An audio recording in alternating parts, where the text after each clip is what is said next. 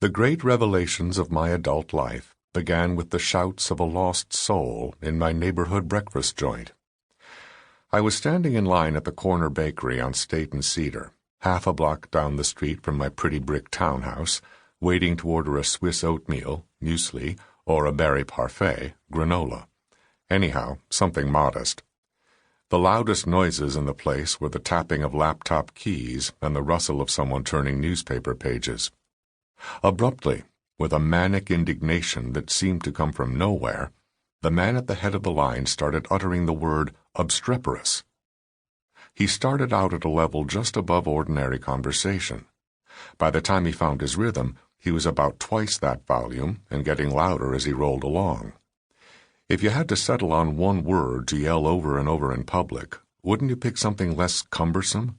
Yet he kept at it, spinning those 4 lumpy syllables every possible way, as if trying them on for size.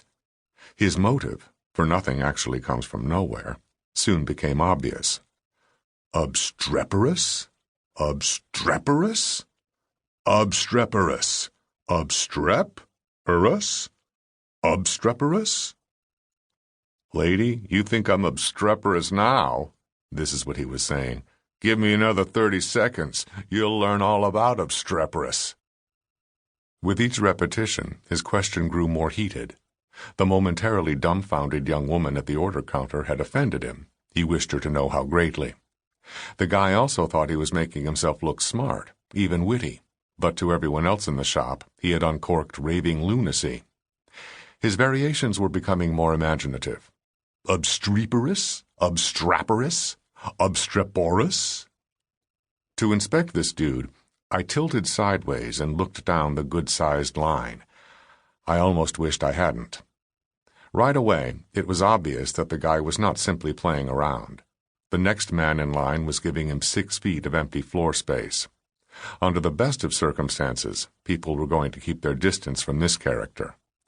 8 or 9 inches of white-gray hair surged out in stiff waves around his head. He was wearing a torn, slept-in checked suit that might have been ripped off a cornfield scarecrow. Through a latticework of scabs, smears, and bruises, his swollen feet shone a glaring, bloodless white. Like me, he had papers under his elbow, but the wad of newsprint he was clamping to his side appeared to have lasted him at least 4 or 5 days. The puffed-up bare feet, scuffed and abraded like shoes, were the worst part. "Sir," said the woman at the order counter, "sir, you need to leave my store. Step away from the counter, sir, please. You need to step away." 2 huge kids in Southern Illinois sweatshirts, recent graduates by the look of them, jammed their chairs back and marched straight toward the action. This is Chicago, after all, where big, athletic-looking dudes sprout out of the sidewalks like dandelions on a suburban lawn.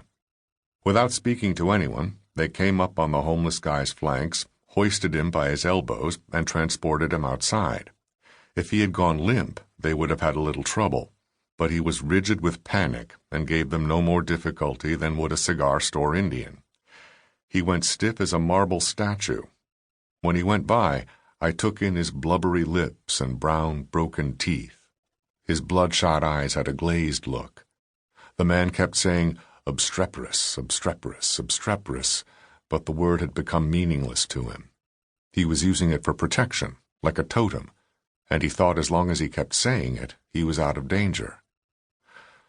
When I looked into those flat, unseeing eyes, an utterly unforeseen thought jolted me. The impact felt like a blow, and brought with it a cryptic sense of illumination as brief as the flaring of a match. I knew someone like that.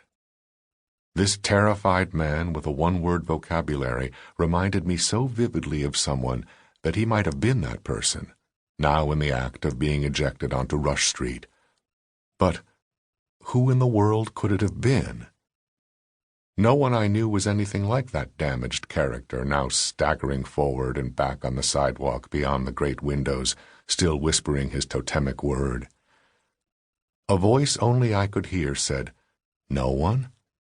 Think again, Lee."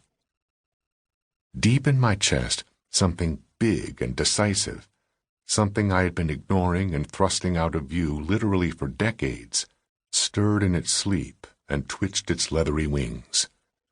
Whatever had nearly awakened tasted, in part, like shame. But shame was by no means all of it.